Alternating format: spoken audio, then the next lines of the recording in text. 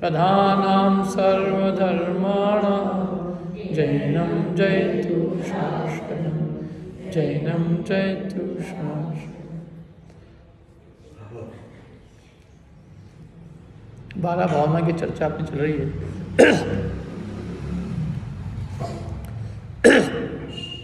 उसमें कौन सी भावना की चर्चा चल रही थी?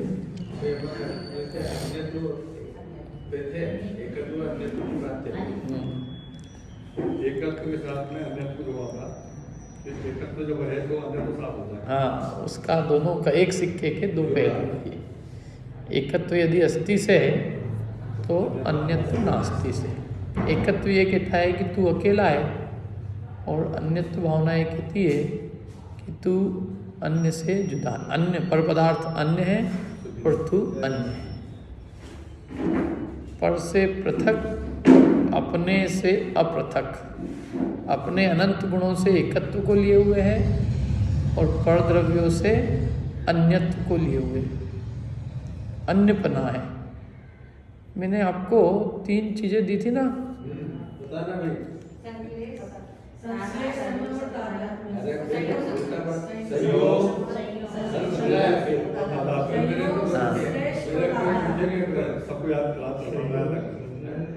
सबसे पहला संबंध का नाम क्या है? संयोग संबंध। क्या उदाहरण दिया था इसके लिए? दाल चावल का। तो ऐसे ही अपना और किसका संबंध संयोग संबंध है?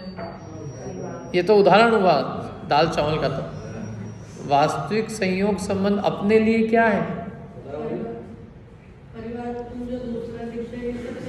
बराबर। स्त्री, पुत्र, मकान, जायदाद, रुपया, पैसा, कुटुंब, देश, गांव, नगर, ये सब क्या है? हमारे संयोग संबंधी है।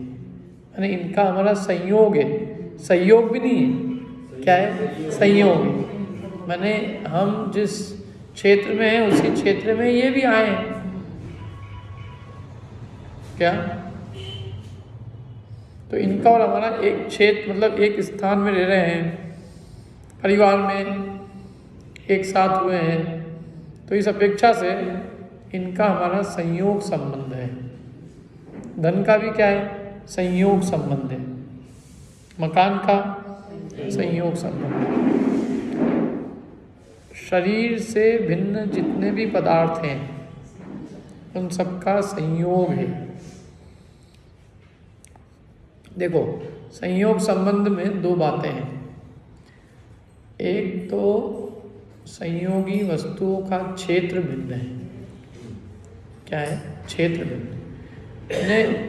मैं यहाँ आ जाऊँ और मेरी पत्नी घर पे रह जाए, ये संभव है कि नहीं संभव?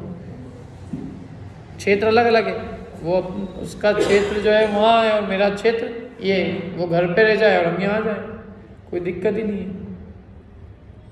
दूसरी बात कि उनका संयोग का और मेरा जन्म से मरण तक का रिश्ता नहीं है। या तो वो बीच में मिलते हैं या बीच में बिछुड़ जाते हैं। यानी उनकी जन्म से मरण तक साथ रहने की गारंटी नहीं है। हाँ, संयोग संबंध समझने की। संयोग माने संयोग संबंध में है ही वही जिनका और हमारा क्षेत्र जुदा जुदा है, अलग अलग। अब मैंने कपड़े अलग कर दिए, मैं अलग रह गया, समझ में है ना? लेकिन मैं ऐसे कपड़े को जैसे अलग कर सकता हूँ, ऐसे मैं शरीर को अलग नहीं कर सकता। कपड़े में घर छोड़ के यहाँ आ सकता हूँ, लेकिन शरीर छोड़ के नहीं आ सकता। एक क्षेत्राओं का संबंध है, संश्लेष संबंध है। क्या वो अभी बाद में आएगा। पहले नंबर का समझो। पहले नंबर का कौन सा संबंध कहा? संयोग संबंध। जिनका क्षेत्र और हमारा क्षेत्र जुदा जुदा है, जिनका क्षेत्र भिन्न भिन्न है, और जिनका जन्म से मरण तक के साथ रहने की गारंटी नहीं है। जो हमारे पुण्य पाप के उदय से आकर हमें प्राप्त हुए, बस हमारा पुण्य पाप जैसा उदय है हमारा, उस अनुसार जो हमारे संयोग में आए हैं, उन सब का जो संबंध है वो संयोग संबंध। और ये संयोग संबंध का संबंध केने मात्र का है, क्योंकि इसमें कुछ भी अपनापन नहीं है। मैंने ये संयोग संबंधियों को अपना कहना ये बहुत स्थूल व्यवहार है, व्यवहार का भी व्यवहार है, क्योंकि परमार्थ से वो हमारे ही नहीं। संयोग संबंध जो है उसको संबंध कहना वो बहुत बड़ा व्यवहार है। उपचरित असद्भुत व्यवहार नहीं का विषय है क्या? क्योंकि परमार्थ से संयोग हमारे होते नहीं, तो जो नए भी ये कहता है कि ये हमारे हैं, वो बहुत उपचरित कथन है, औपचारिक कथन है, उसमें परमार्थ बिल्कुल भी नहीं है। यानी संयोगों को अपना कहना ये बहुत स्थूल लौकिक व्यवहार है, परमार्थ बात इसमें बिल्कुल भी नहीं। परमार्थ दृष्टि से देखा जाए तो ये कोई भी संयोगी पदार्थ हमारे नहीं। समझ में आ रही कि नहीं आ रही बात? तो एक संबंध तो ये हो गया दाल चावल की भांति, जिसका नाम दिया अपन ने संयोग संबंध। दूसरा संबंध क्या था? संश्लेष संबंध कहो अथवा एक क्षेत्राओं का संबंध कहो। तो इसका संबंध अपने ऊपर लगाओ तो अपना एक क्षेत्राओं का संबंध किससे है? शरीर से। शरीर और आत्मा का जो संबंध है वो एक क्षेत्राओं का अथवा संश्लेष संबंध है, माने एक ही क्षेत्र में है दोनों। ऐसा नहीं कर सकते कि हम शरीर को घर छोड़ के यहाँ आ जाए। पत्नी बच्चे को छोड़ के आ सकते हैं, मकान दुकान को छोड़ के आ सकते हैं, यहाँ शरीर छोड़ के नहीं आ सकते। अपनी घर में समझ लो फिजिकल प्रेजेंस जरूरी हो, साहब मेरे को उठाने में जाना हो, तो मैं ये नहीं कह सकता कि चलो अब मेरे को प्रवचन के लिए जाना है ना, तो उठाने में तो शरीर चले जाएगा, क्योंकि वहाँ तो आत्मा का कोई काम है ही नहीं। मंदिर में आत्मा का काम है तो मंदिर में आत्मा को भेज दो, तो वो संभव नहीं है क्या? यदि ऐसा होता तो अपने साथ बहुत सारी दिक्कतें समाप्त हो जाती। हमारी पार्षद हमारे वहाँ लाल मंदिर में तो मैं आए दिन परेशान रहता क्या, मैंने कहा भाई कल क्यों नहीं आए? साहब कल तो बहुत ज़रूरी काम था। क्या ज़रूरी काम था यार? अरे वो हमारे जो बहू है उसके जो ससुर जी है, उनकी जो भौजाई है और उनका जो दामाद है और दामाद की जो बहू है वो शांत हो गए। अरे मैंने कहा बाप रे बाप, मेरे तो रिश्ता ही समझ में नहीं आया इतनी देर तक, ये रिश्ता क्या है? और बड़े गर्व से कहते हैं वो कि वो तो बहुत जाना जरूरी था। मतलब मैंने एक बार उनसे कहा, मैंने कहा तुम्हारे सबके उठावने होते हैं, मेरे यहाँ कोई नहीं उठावना होता क्या?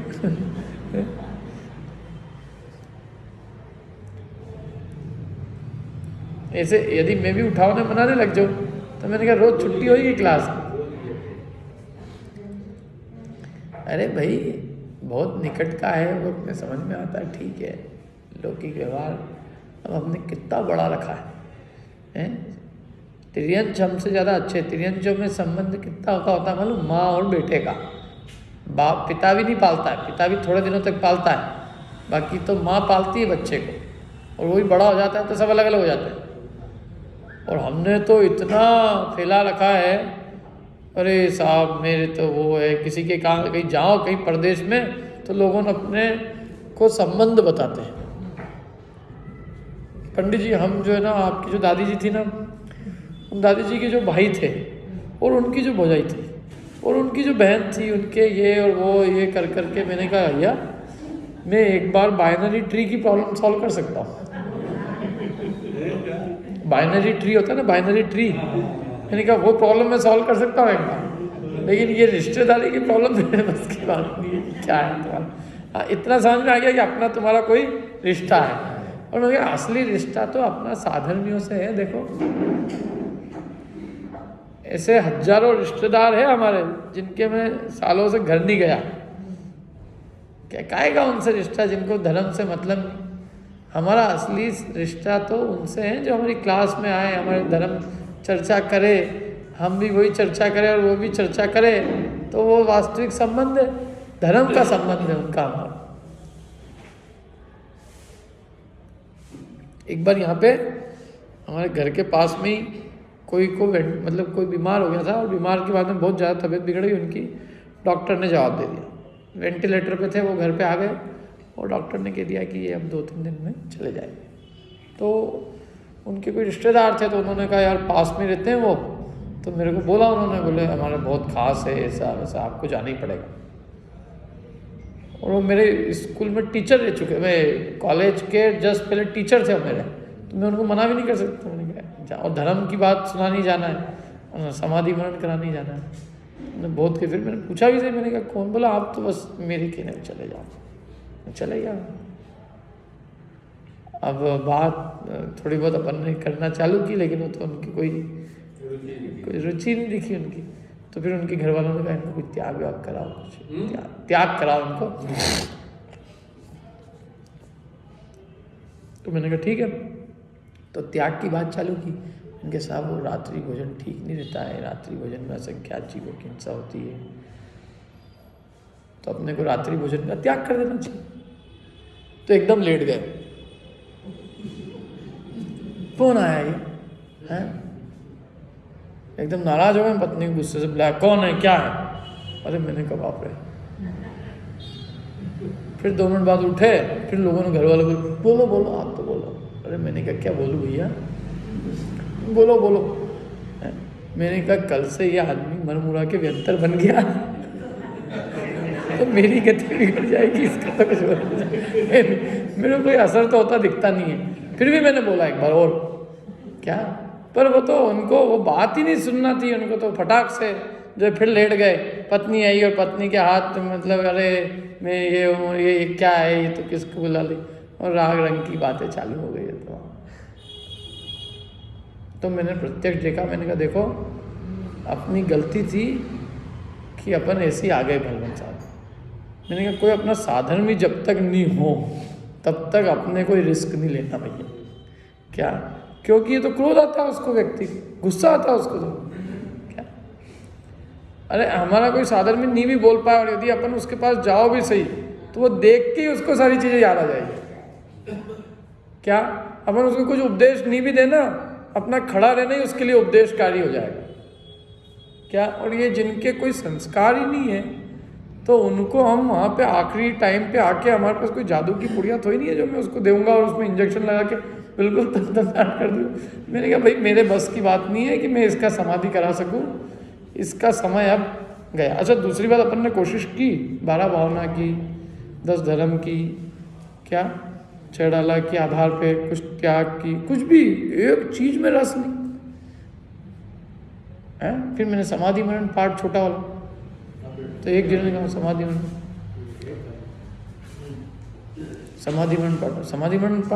मरण पाठ कब होता है? बोले जब लोग जाते हैं। किसने कहा मैं जा रहा हूँ? ये जा रहा हूँ, नहीं कहीं जा रहा। मैंने कहा कुछ नहीं है भाई, जाने तो अब मेरे को घर ही मेरे क्या ये है। हाँ और शाम तक तो वो चले गए, शाम को खबर आई कि चले गए। तो मैंने लोगों ने कहा अरे साहब आप कर दे। मैंने क्या करते भैया, जहाँ कुछ भी बीज हो वहाँ उस पे अपन बीज पे प्रयास, वहाँ सींचा जा सकता है, वहाँ मेहनत कर सकते हैं। जहाँ कोई बीज ही नहीं है ऐसी भूमि पे हम क्या, हमारा पूरे भगवान तीर्थंकर भी आ जाए तो वो भी उसको सींच नहीं सकते। ये सब चीज़ें जिंदगी भर की जो है साधना होती है। ये कोई ऐसे तो ही नहीं कि तुम वो आखिरी समय पे और तुमको 5 मिनट में नमोकार मंत्र सुनाया और तुम्हारी गति सुधर गई। मैंने कहा ऐसा नहीं है। यदि इस तरह से कोई कह रहा है तो वो ठग रहा है। वो क्या परमार्थ स्थिति ये कि ये तो जीवन के हर क्षण में जिसने जिया होगा उसको ही वास्तव में मृत्यु के समय पर अपना भान होगा। क्या बाकी जिसने जीवन में धर्म नहीं जिया है तो वो मरण समय धर्म पूर्वक मरण करेगा, ये बहुत मुश्किल है। हम सुना भी दे तो उसका उपयोग कितना है। कई लोग कोई एकदम वो है बेहोश अवस्था में है, ये है, कितना उपयोग है उसका, खुद का आप विचार तो करो उसमें कि उसके ऊपर कितना जा रहा है वो।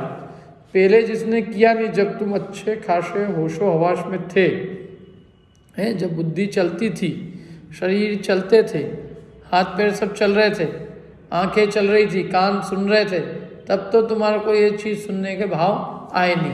अब जब कान की शक्ति कमज़ोर हो गई, आँख से दिखना कमज़ोर हो गया, शक्ति बुद्धि कमज़ोर होती जा रही है, शरीर के हाथ पैर शिथिल हो रहे हैं, और अब कह रहे हैं कि इनको तुम कुछ कर दो। क्या कर दो भाई? वो चीज़ संभव नहीं है। तो इसलिए ये सही जो है, ये सही क्या कहा अपन ने, तो कि ये लोग सोचे कि भाई ये आखिरी टाइम सुधर जाएगा, तो ये सुधरने वाला कुछ नहीं है। ये तो तब सुधरे जब उस व्यक्ति ने जिंदगी भर धर्म की साधना की हो। तो इसलिए हम जो है, मैं तो उठावने की बात पे था कि उठावने के अंदर हम जो है पता नहीं किस की हम निभाते रहते हैं। निभाते कि नहीं निभाते क्या? हम तिर्यंचों से बहुत कदम आगे हैं। कैसे आगे? देखो, तिर्यंचों में तो केवल माँ बेटे का ही संबंध है, और हमने तो कितने संबंध बढ़ा रखे हैं, दुनिया भर के सारे। क्या? इसलिए कहने को तो हम कहते हैं कि ये सब संयोग रूप है, हमारे से भिन्न है, अन्य है, पर है, लेकिन हमारी पूरी बुद्धि इनमें लगी हुई है। अभी जरा सा हिंदुस्तान पाकिस्तान का मैच होता है ना, तो आप देखो पब्लिक को कैसी पागल होती है। अपन कहने को यहाँ बोलते हैं कि जहाँ दे अपनी नहीं, यहाँ ये अपन ने यहाँ बोला, और घर जाते ही अपन कहते हैं अरे क्या बात कर रहे हो, देह की बात तो छोड़ो, ये देश भी मेरा है, ये हिंदुस्तान की टीम अपनी टीम है। ये क्या? जब उसका खिलाड़ी चौका मारता है ना, तो ये यहाँ उछल जाता है, ओ क्या, उसका खिलाड़ी आउट हो जाए तो। अब के तो मंदिर में ही आया था कि जहाँ देह अपनी नहीं, तो देह तो अपनी नहीं और देश अपना है।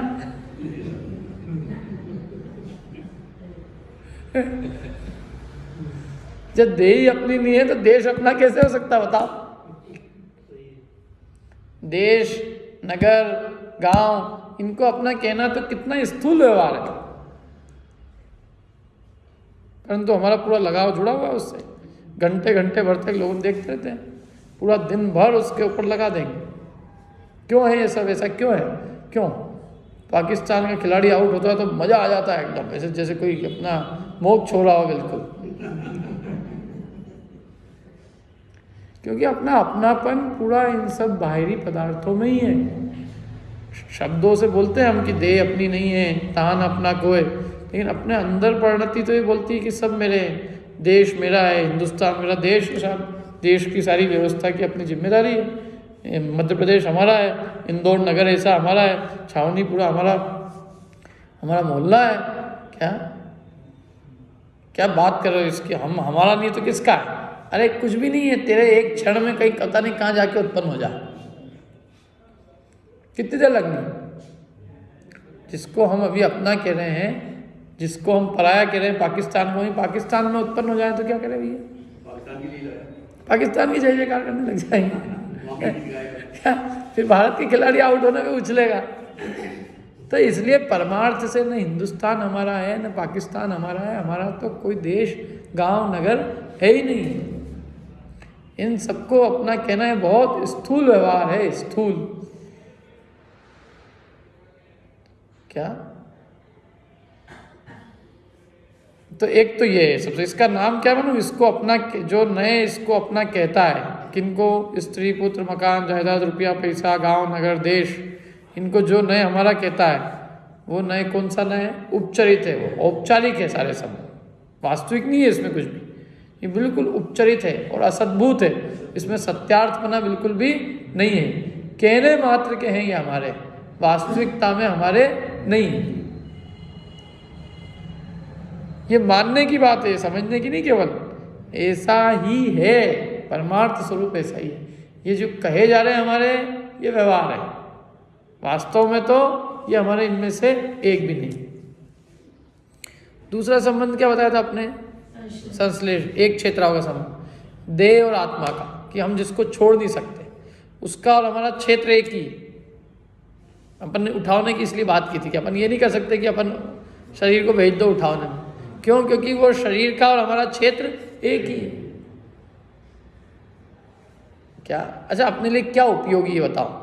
अपनी आत्मा की चर्चा उपयोगी है कि मेरे जमई का, ब्याई का, जमई, पता नहीं क्या क्या, वो जो दूर का रिश्ता है, जिसका रिश्ता समझाने में हमको देर लग जाती है। अब हम अपनी आत्मा का विचार करें कि वो दूर के रिश्ते को निभाएं, क्या करें? क्या? जो लोग हमारे यहाँ उठाने में जाते हैं और बड़े गर्व से कहते, तो मैंने कहा यार तुमको व्यवहार निभाने का इतना गर्व है, तुम आत्मा के प्रति भी तो व्यवहार निभाओ। अपना असली सबसे पहला कर्तव्य किसके प्रति? आत्मा के प्रति। तो वो कर्तव्य तो हम निभा नहीं रहे हैं, और देह और कुटुंबी के भी कुटुंबियों के व्यवहार निभाने में हम लगे हुए हैं। और कितने ही निभा लो, कोई अंत नहीं है इसका।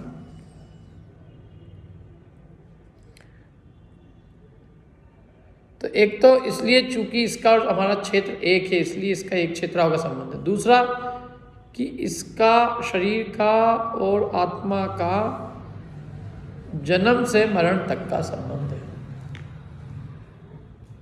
बाकी जितने भी संयोग संबंधी है, इनके जन्म से मरण तक के संबंध की गारंटी नहीं। पिताजी अपने को जन्मते समय मिलते हैं, माँ भी जन्मते समय मिलती है, लेकिन मरते समय नहीं रहती। बच्चे अपने को मरते समय भले ही साथ रहे, लेकिन जन्मते समय साथ नहीं रहते। पत्नी बीच में मिलती है, फिर बीच में जाती है। तो ये सब आने जाने वाला है क्या? और देह कैसा है? आने जाने वाला नहीं। देह तो जन्म से मरण तक साथ रहने वाला। इसलिए देह का संबंध वो एक क्षेत्रावगाही संश्लेष संबंध का है, वो निकट का है। स्त्री पुत्र आदि का संबंध तो बहुत दूर का है, उनसे तो हमको, उनके संबंध को हमने कहा औपचारिक संबंध है। वो क्या माने? उपचरित असद्भुत व्यवहार नहीं से हमारे कहे जाते हैं।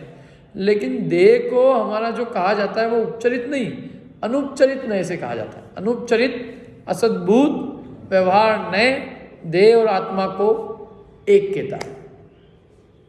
लेकिन है असद्भुत, सद्भुत नहीं है, असद्भुत है। भले ही अनुपचरित है। अनुपचरित इसलिए क्योंकि इससे औपचारिकता नहीं निभानी पड़ती। शरीर के अलावा बाकी सब चीज़ों से तो फिर भी अपने को औपचारिकता निभानी पड़ जाए। पत्नी से भी कभी कभी औपचारिकता निभानी पड़ जाती है ना, कभी कभी क्या बच्चों तक से औपचारिकता निभानी पड़ती। मैं अपने एक रिश्तेदार उनके यहाँ गया, हमारे दूर के मामा थे वो थोड़ा, तो एकदम भागे वो देख के। मैंने कहा क्या भाई, बैठो आराम से। और नहीं भाई, बच्चा भी ऊपर से आएगा, तो बच्चा आएगा तो आ जाने देना उसको। और नहीं चिल्लाएगा, ऐसे बढ़िया, ऐसे कैसे बैठे हो तुम, मैनर्स नहीं है। अरे मैंने कहा तुम बच्चे की चिंता करो, मेरी चिंता करो।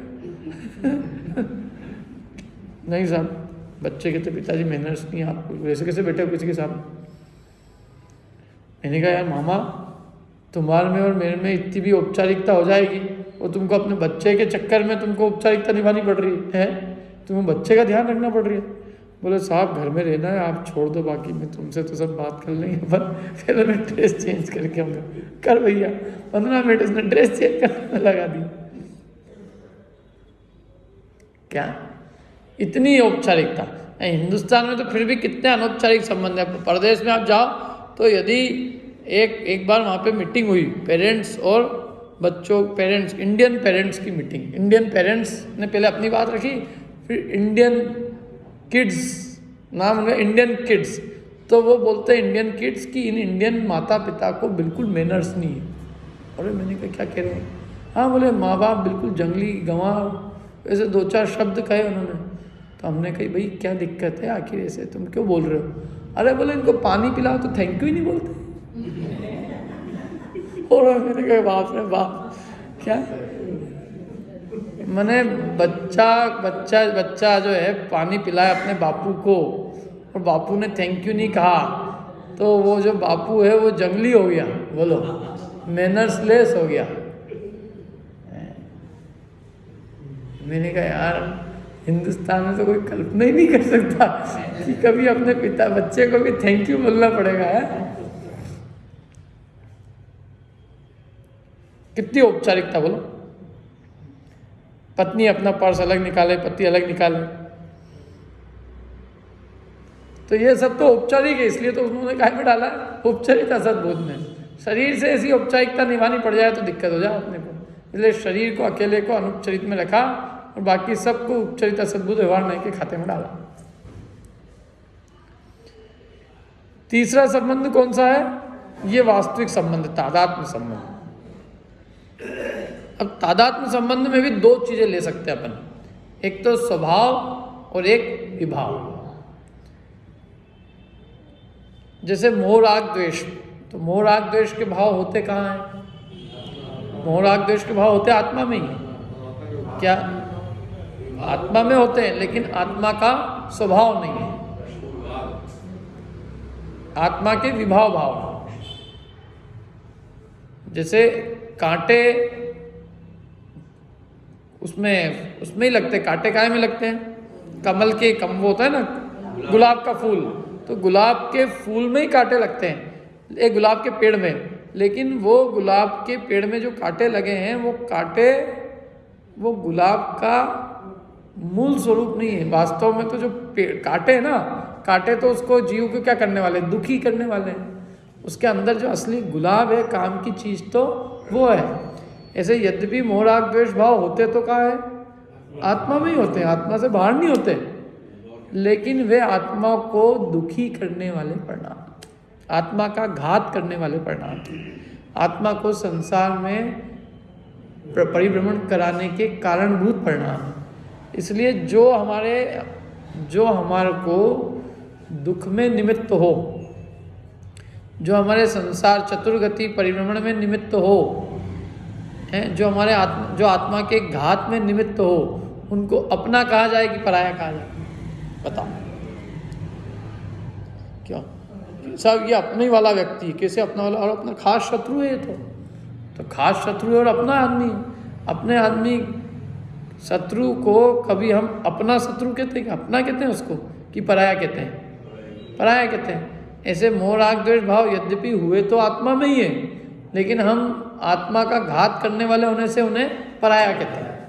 कि अपना तो उसे कहे जो अपना हित करे, जो अपना घात करे उसे हम अपना कैसे कहें? जैसे कोई माँ है, तो माँ का बेटा है, लेकिन वो बेटा ही अपने माँ की ध्यान नहीं रखता है, और वो बेटा ध्यान नहीं रखे तो समाज भी ध्यान नहीं रखे, कोई ध्यान नहीं रखे, तो वो माँ कहती है कि मेरा कोई बेटा बेटा। अब लोगों ने पूछा कि तेरे बेटे तो है, ये तो है तो सही, अरे कोई मेरा बेटा बेटा नहीं, कोई ध्यान नहीं रखता मेरा, क्या मेरा कोई बेटा नहीं?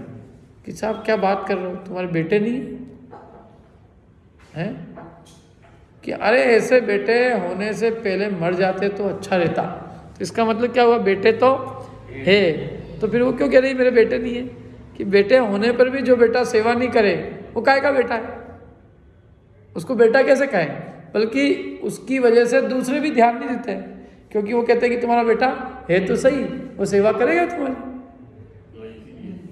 क्या? तो ऐसे ही यद्यपि मोह राग द्वेष भाव हुए तो आत्मा में ही है, संतान तो वो आत्मा की है, आत्मा से जुदा कोई पुद्गल में नहीं होते, लेकिन चूंकि वो आत्मा का कुछ भी हित नहीं करते, बल्कि और आत्मा के दुखी होने में कारण है, आत्मा को दुखी करते हैं। मोह राग द्वेष भाव से सुख मिलता है कि दुख मिलता है?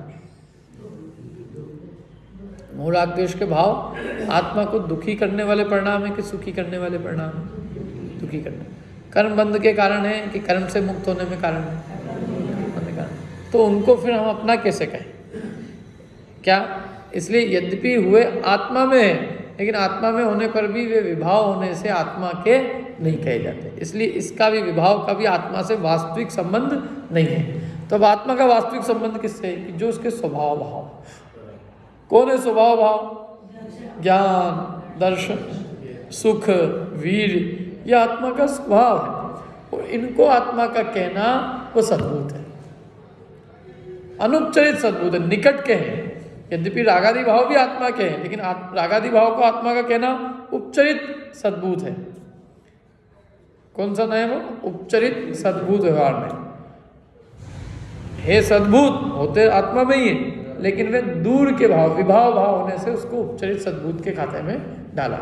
और ज्ञान दर्शन आदि भाव को आत्मा का कहना यह अनुपचरित सद्भूत व्यवहार है, क्योंकि निकट के है और वास्तव में आत्मा में है। समझ में आ रही कि नहीं आ रही बात? क्या?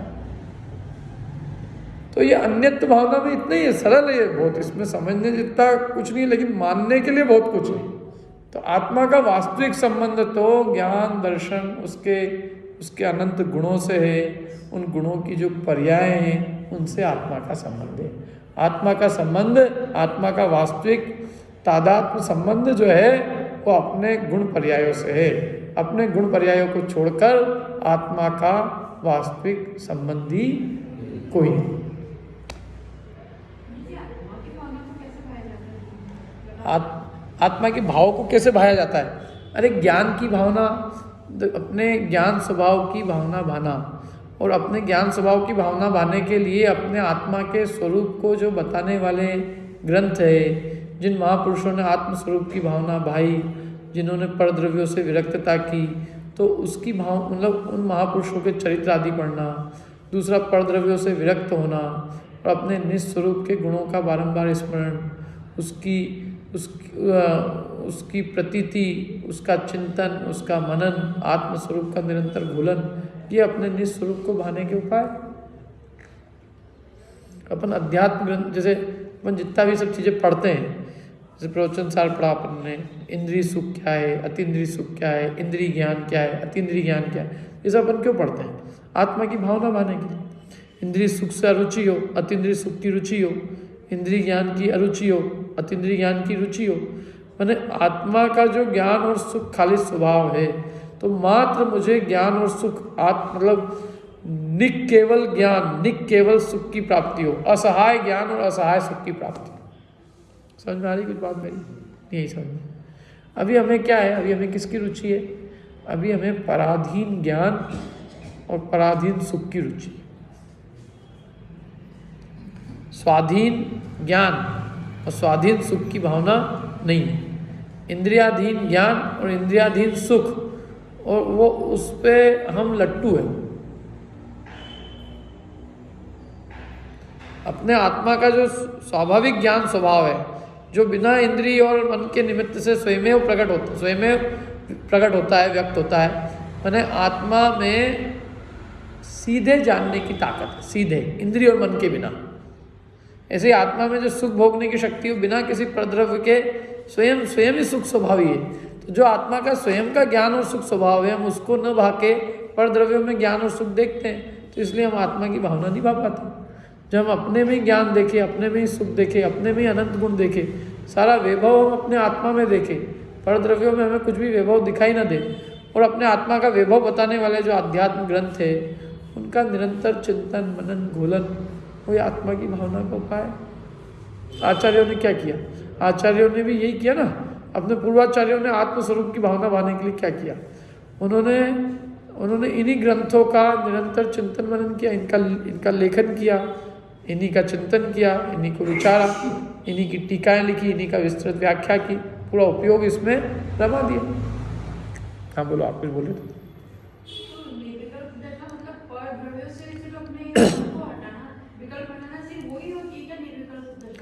निर्विकल्प दशा में तो इतना भी है कि ये ज्ञान दर्शन आदि के जो भेदभाव हैं, भेद है, ये भेद रूप भी विकल्प न रहे, और मैं अभेद अनंत ज्ञानादि गुणों, अनंत गुणों का पिंड एक अभेद आत्मा हूँ। ऐसे गुण भेद का भी विकल्प जब लय हो जाए और एक अभेद अपने निस्वरूप में स्थिर हो जाए, तो वो निर्विकल्पता है। लेकिन उसके पहले की भूमिका जो है ना, वो उसके पहले का होमवर्क बहुत है। जो लास्ट की प्रोसेस है उसमें, मतलब लास्ट की प्रोसेस तो सहज प्रोसेस है। गुण का भेद मिट जाता है, बाकी तो विकल्प रहते, पर वो विकल्प गुण का भेद मिटाने के लिए। हाँ, और वो गुण का भेद भी, जब देखो कोई चीज़ का हम स्वाद लेने लगते हैं तो भेद स्वयं विलीन हो जाते हैं। जैसे हमने कोई भी चीज़ बनाई, तो बनाते समय तो हम बहुत सारे विकल्प करेंगे। ठंडा ही बनाना है हमको, तो 50 विकल्प करेंगे, ये डालना है, ये डालना है, ये डालना है, इतनी दूध डालना है, इतनी केसर डालना है, इतनी इलायची डालना है, इतनी शक्कर डालना, करेंगे कि नहीं करेंगे? और जब बन जाएगी, और बन जाने के बाद में समझ लो टेस्ट वेस्ट भी कर ली किसी ने और कहा सब बढ़िया परफेक्ट है, फिर अपन क्या करेंगे? ठंडे की गिलास लेके मगन हो जाएंगे। फिर तो क्या डाला, कितना डाला, क्या भाव था, क्या नहीं था, इन सबसे कोई मतलब नहीं। यदि ये विकल्प एक भी आएंगे कि यार केसर ज़्यादा हो गई, और केसर तो बहुत महंगी है आजकल, खत्म, तुम ठंडा ही पी नहीं सकते क्या? जहाँ तुम्हें केसर इलायची का भाव याद आ गया क्या, तो तुम फिर ठंडाई का आनंद नहीं ले सकते। ठंडाई के आनंद लेने के लिए तो सारे भेदों को गौण करके बस एक अभेद उसके तन्मय होकर उसका स्वाद लेना। ऐसे ही जब स्वयं में लीन होना है, तो मेरे में ये है, मेरे में वो है, मेरे में ये, अरे ये सब विकल्प को भी गौण करके तो स्वरूप में स्थिर होने का उद्यम कर। क्या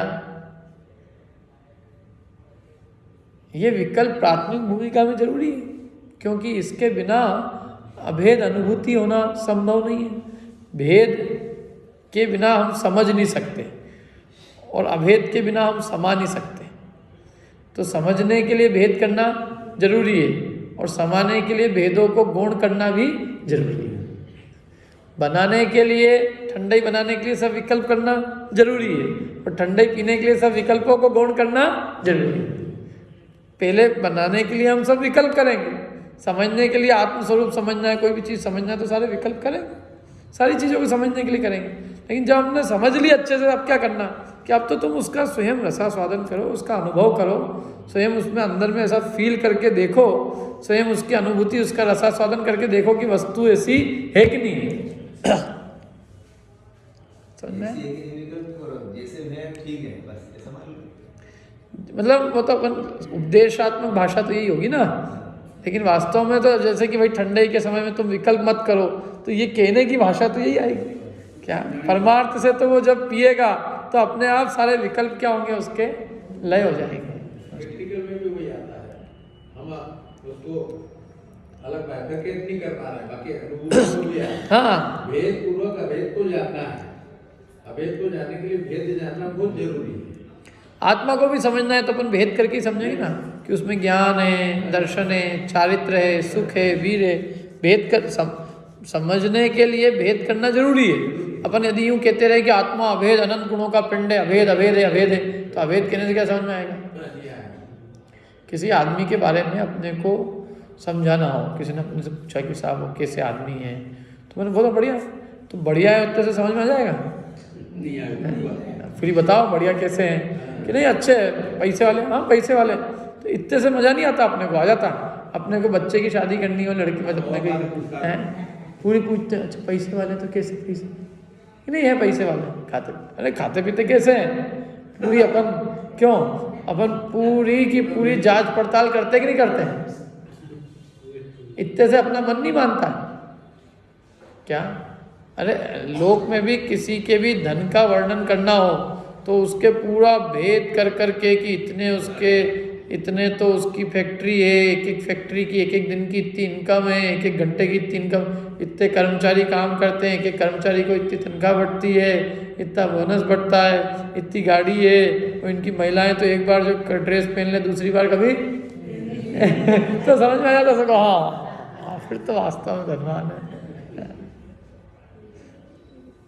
तो अब वो धनवान को भी अपने को पूरा भेद करके समझाना पड़ता है, ऐसे समझ में नहीं आती है। ऐसे तो सभी धनवान हैं, लेकिन जब अपन पूरा भेद विवेचना करके समझाते हैं तो आदमी समझ, हाँ ये बहुत बढ़िया है। ऐसे आत्मा को अपन कहते रहो अभेद है, अनंत गुणों का पिंड है, लेकिन उससे काम नहीं चलेगा, क्योंकि उससे उसकी महिमा नहीं आएगी।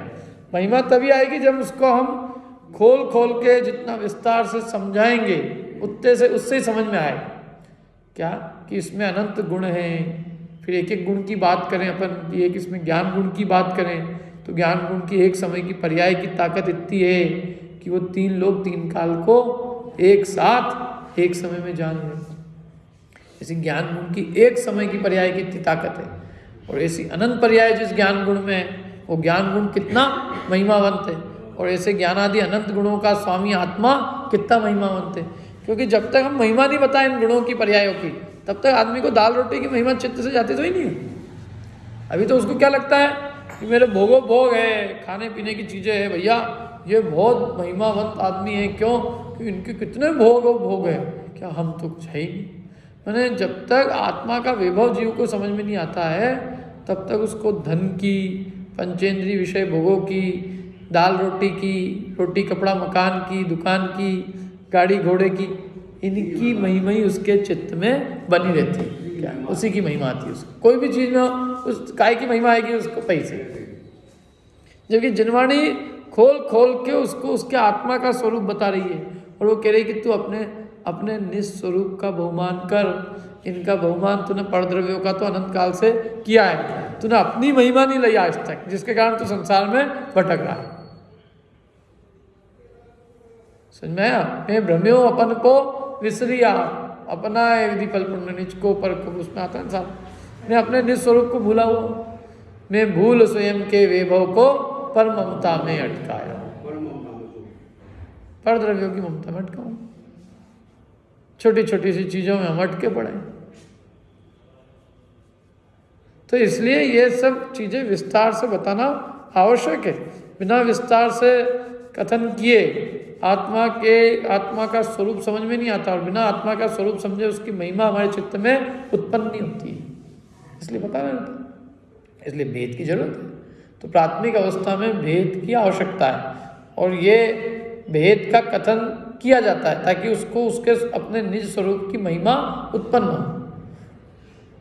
और फिर महिमा उत्पन्न हो गई, अब क्या करें कि अब इतनी महिमा उत्पन्न हो गई तो तुम अब अपने निज स्वरूप में स्थिर होने का अभ्यास करो, उसमें लीन होने का, उसमें उसी की रुचि करो, उसी का ज्ञान करो और उसी में स्थिर हो। गाथा है ना, तू थाप निज को मोक्ष पथ में, तू अपने को मोक्ष पथ में थाप। तू और भी गाथा है वो कि तू अपने में स्थिर हो, अपनी रुचि कर, निज की रुचि कर, निज का ज्ञान कर और निज में ही स्थिर हो। रत्नत्रय की परिभाषा यही दी, पर द्रव्यंते भिन्न किसकी रुचि, पर द्रव्यंते भिन्न किसकी रुचि, किसकी रुचि, पर द्रव्यंते भिन्न आपकी रुचि सम्यक्त बला, पर द्रव्यंते भिन्न आपको जान पनोसो, आपको जान पनोसो सम्यक ज्ञान कला। आप रूप में लीन रहे फिर सम्यक चारिसो। रत्नत्रय की परिभाषा दी।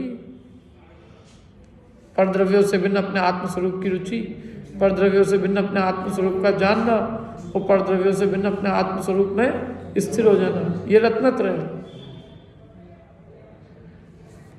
तो ये पूरा मतलब इसमें अपन जो है वहां से लेकर देह आदि पर द्रव्य तो भिन्न है ही, क्या मोह राग द्वेष भाव भी विवाह होने से वे भी भिन्न है। मेरे तो अपने ज्ञान आदि जो गुण हैं और उनकी जो अवस्थाएं हैं, जो पर्याय हैं, वो मेरी है। मेरे गुण पर्याय से भिन्न अन्य कुछ भी मेरा नहीं है। और अपन पढ़ते भी है, देखो इसी अन्यत्व भावना में, जल पय जो जीतन मेला पे भिन्न भिन्न नहीं मेला। क्या अर्थ है इसका, क्या अर्थ होता है इसका? जल पय दूध और पानी की तरह, जल पय की तरह जो जीतन मेला, जैसे जी माने चेतन आत्मा का और तन शरीर का क्या है, मेला है। जो जैसे दूध और पानी का संबंध है, ऐसे ही जीव और शरीर का संबंध है। पे भिन्न भिन्न, परंतु है दोनों कैसे?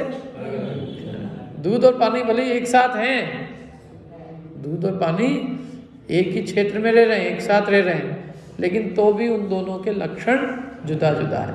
दूध की चिकनाई है और पानी रूखा होता है। दूध को अलग कर सकते हैं, पानी को अलग कर सकते हैं। क्या दूध के गुणधर्म बिल्कुल अलग है, पानी के गुणधर्म बिल्कुल अलग है। हंस होता है तो उसकी जो चोंच होती है ना, चोंच में खटास होती है, तो वो दूध में डालता है, और दूध में डालते ही क्या करता है वो, पानी अलग कर दूध निकाल लेता है उसमें से। खटास जो है ना, उसे खटास करके दूध तो सोख लेता है, और बाकी पानी को क्या करता है, छोड़ देता है। उसमें कला है।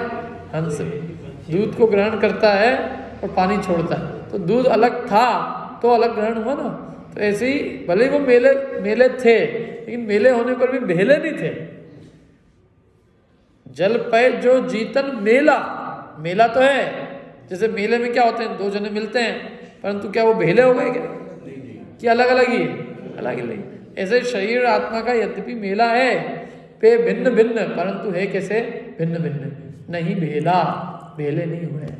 अब जब देह मेला नहीं हुआ है, जब देह भिन्न भिन्न है, जब देह भिन्न है, तो प्रगट जुदे धन धामा, क्यों वे एक मिले सुतरामा।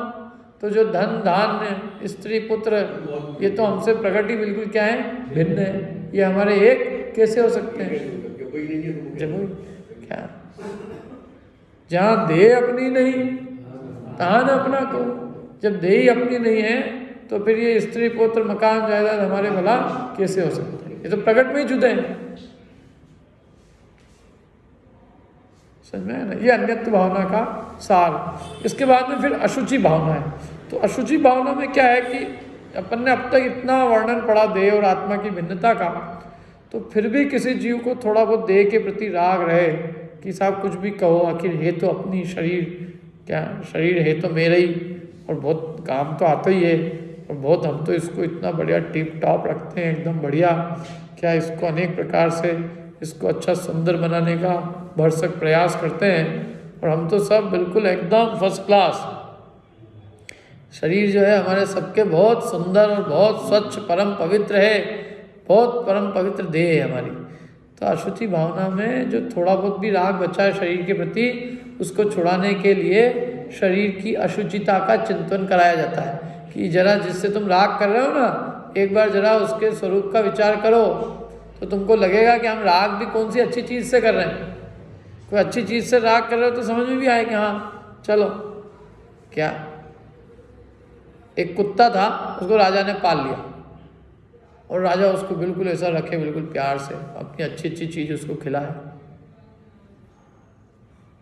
क्या अब वो एक बार राजा के साथ में रथ में बैठ के जा रहा था, राजा बिल्कुल पास में उठा के रखता है एकदम उसको, तो भागा, तो राजा भागा, अरे कहाँ जा रहा है, टॉमी टॉमी कहाँ जा रहा है। राजा भी उसके पीछे पीछे दौड़ता हुआ चला गया बड़े प्रेम से, देखा तो कोई विष्टा पड़ी थी, उसको खाने लग गया, वो बड़ा मुँह गंदा ही है। तो राजा बोले कि साले को कुछ खाना भी था, कोई अच्छी चीज़ के पीछे दौड़ता तो मुझे समझ में भी आती ये किस चीज़ के पीछे गया है। तो उसको एक लकड़ी मार के उसको भगा दिया कि मैं तो इसको ऐसे अच्छे अच्छे सुगंधित पदार्थ दे रहा था, हैं ऐसे बढ़िया राजशाही खाना जो किसी अन्य सामान्य मनुष्य को नसीब नहीं हो रहा है, वो मैं इस कुत्ते को खिला रहा था, और कुत्ते की फिर भी आदत देखो आप कि वो विष्टा पे मुँह मार गया। तो ऐसे ही वो कह रहे हैं कि देखो तो सही तुम किस पदार्थ से राग कर रहे हो। यदि कोई अच्छी चीज़ से भी राग करते होते तो हम कहते चलो ठीक है, लेकिन जिस पदार्थ से तुम राग कर रहे हो वो महा अपवित्र वस्तु है। संसार में सारी अपवित्रताओं का घर वही है। दुनिया में जितनी गंदगी है वो सारी गंदगी इस देह के निमित्त से फैली हुई है।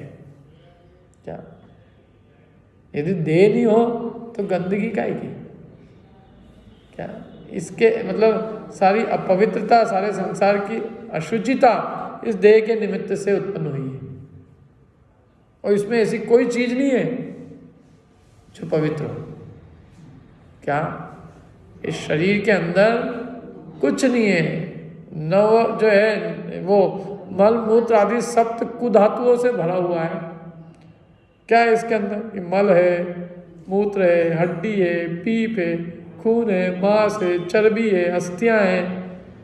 क्या मर जाए तो थोड़ी देर में सड़ने लगता है, बदबू मारता है, घिनौना लगता है। ऐसा ये देह का स्वरूप है। जिस देह से हम राग कर रहे हैं, जरा विचार तो करो एक बार कि क्या क्या भरा उस देह में। क्या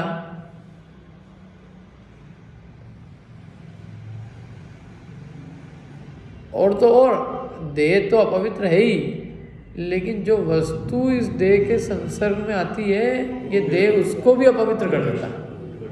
अच्छी खासी चीज जब तक वो शरीर के संसर्ग में नहीं आई तब तक बढ़िया है। समझ लो कोई माला है, अपने को किसी को पहना नहीं है, यहाँ पे सबको अतिथियों को बुलाया, गलती अपन ने गिनती की लेके आया और एक माला भी गलती से किसी को पहना दी। अब क्योंकि यही पहना दो दूसरे को, पहना दो, फिर देखो सामने किसी के सामने पहनाओ सही आप। फिर क्या हमारी छावनी में तो चलता है साहब ऐसे ही, क्या चलता है किसी के गले में डली हुई माला आप दूसरे को नहीं पहना सकते। आप रसोई वगैरह में अच्छा बढ़िया खाना खिलाने के लिए सबको बुलाओ, अच्छा बढ़िया हलवा वलवा बनाओ, अच्छा बढ़िया है।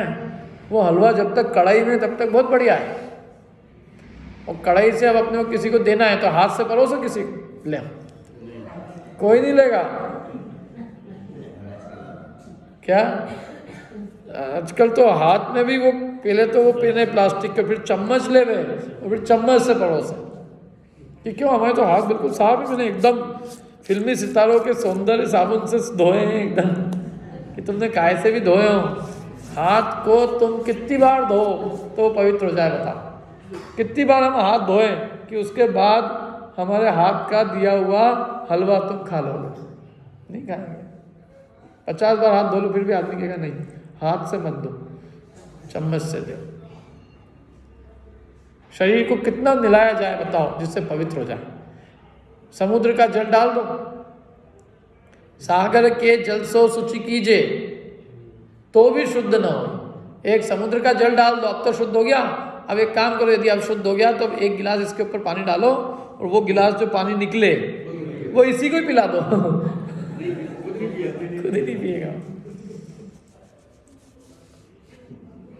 तो दूर नहाए हुए जल से नहीं नहाएगा। हाँ, उसे नहाएगा भी नहीं, नहाए हुए जल से भी नहीं नहाएगा, नहाना तो बहुत दूर की बात।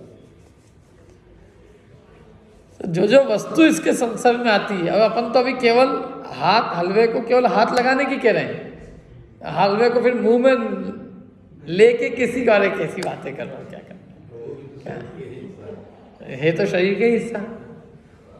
और जरा सा पेट में चले जाए फिर उल्टी हो जाए तो सब भागेंगे वहां से, और फिर उसके आगे की तो अपन बात तक नहीं कर सकते। मैंने वो हलवा कढ़ाई में जब तक है तब तक बहुत पवित्र है, सब बहुत बढ़िया है, और जो जो वो देह के संसर्ग में आया त्यों त्यों वो हलवा क्या हो गया, महापवित्र हो गया। तो इसलिए इस देह की क्या बात कर, जो वस्तु इसके संसर्ग में आएगी ये उस वस्तु को अपवित्र कर देगी। ये अच्छा, अच्छे भले हमारे कपड़े रहते हैं कि नहीं रहते, बिल्कुल बढ़िया, क्यों सुबह अच्छे बढ़िया पहनते हैं एकदम फर्स्ट क्लास, क्या, और शाम तक वही गंदे हो जाते हैं, हो जाते हैं नहीं होते। अपने जैसे ही कपड़े शरीर पे धारण किए थोड़ी देर में वही कपड़े जो है अब गंदे, ना धोने के लायक हो जाते हैं। जो जो वस्तु केशर चंदन पुष्प सुगंधित वस्तु देख सारी, दे परस्ते होए अपावन। केशर चंदन पुष्प सुगंधित वस्तु देख सारी, सारी देख ली, दे परस्ते, देह का स्पर्श नहीं हुआ और अपवित्र हो गई। दे परस्ते होए अपावन। और केशा है निष्दिन मल जारी, रात दिन क्या बहाता है, मल ही मल बहाता है। उसमें लिखा भी है छड़ाला इसलिए, पल रुधिर राध मल थेली की कसव सादिते मेली, नव द्वार बहे।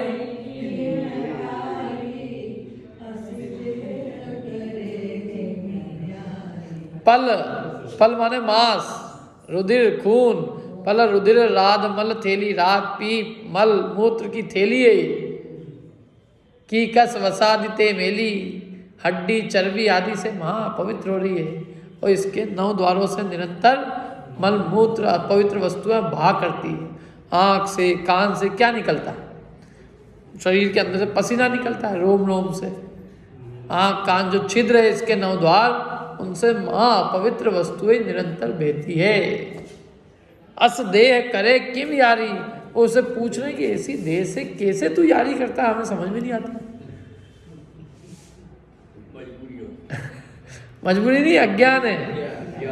मजबूरी कुछ नहीं, मजबूरी काय की है, मजबूरी कुछ नहीं, मजबूरी नहीं, जीव का अज्ञान है। जीव ने उसको अपना मान रखा है, वो कहता है मेरी है, क्या इसलिए उससे प्रेम कर रहा है। देह को, उद्गल को वो अपना स्वरूप मानता है और पौद्गलिक वस्तु में सुख मानता है। अपने स्वयं के ज्ञान सुख को भूलकर पर द्रव्यों में उसने सुख मान रखा है, इसलिए उससे प्रीति करता है। अपने खाली चैतन्य का अनुभव नहीं करता, देह से संयुक्त अपने को अनुभव होता है। और जिस चीज में इसको अपनापन है तो वो तो उसको बहुत पवित्र लगती है। अपनी चीज तो बहुत अच्छी है साहब, क्या अपनापन जिसमें है तो वहाँ तो फिर वो ऐसा लगता है कि ये तो क्या है, ये तो अपनी है। अरे मेरे को तो एक बार एक जने ने टोक दिया, बोलो साहब ऐसी आप गंदी गंदी बातें करते हो अपने बारे में कि इसमें ऐसा है, अपन सूगले, काहे के सूगले, अपन तो बहुत पवित्र है। मैंने कहा तू, तेरे को कौन सूगला कह रहा भैया, तेरे को ऐसी क्यों लग रही कि हम तेरी बात कर रहे हैं। अरे हम जिसको अपवित्र कह रहे हैं, अशुचि कह रहे हैं, वो तो देह को कह रहे हैं ना, आत्मा तो परम पवित्र है, निर्मल अपनी आत्मा। देह अपावन गे, देह को पवित्र, देह अपावन गे, देह अपवित्रता का घर है, आत्मा तो निर्मल है। तो तू ऐसा क्यों समझ रहा है कि तेरी निंदा कर रहा है, जबरदस्ती दुखी हो रहा है। सबसे पहले इसलिए अनित्य भावना, अशरण आदि, एक अन्यत्व भावना में ये समझाया सबसे पहले कि ये जो देह ये अन्न है और तू अन्न है। ये भावना सुने बिना तू ये सुनेगा अशुचि भावना, तो तू यही मानेगा मैं तो गंदा हूँ भैया, मैं तो बहुत सूगला हूँ। पंडित जी रोज सूगली अपने को कहते हैं अपन बहुत गंदे हैं। अरे अपन गंदे हैं कि शरीर गंदा है? किसको गंदा बताया जा रहा है? लेकिन आदमी पता नहीं क्या, उसको ऐसा लगता है कि 12 भावनाओं में अपनी निंदा कर रहे हैं। अपनी निंदा कौन कर रहे हैं?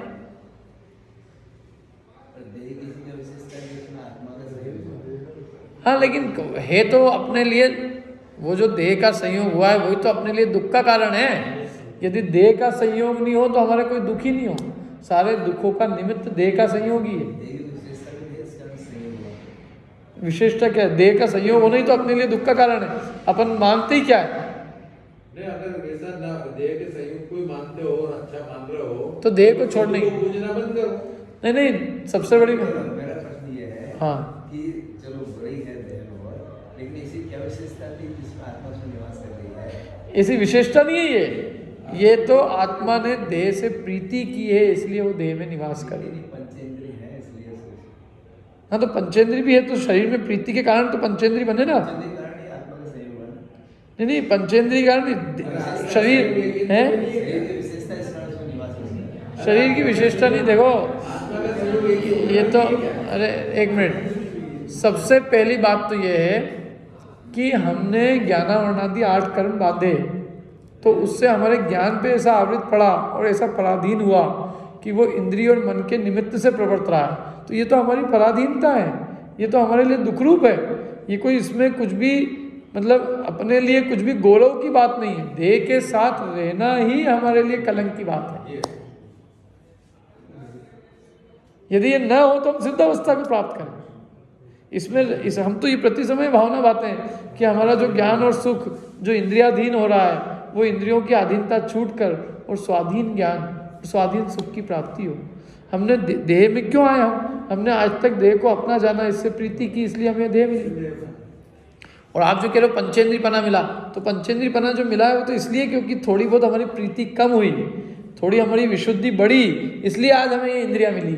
यदि हमारी विशुद्धि नहीं बढ़ती होती और इसी देह के अंदर ममत्व करते होते तो हम एकेंद्रीय पर्याय में होते, निगोद में होते हैं। क्या? क्योंकि देह में एकत्व भावना वो निगोद का कारण है। योग्य क्या योग्य?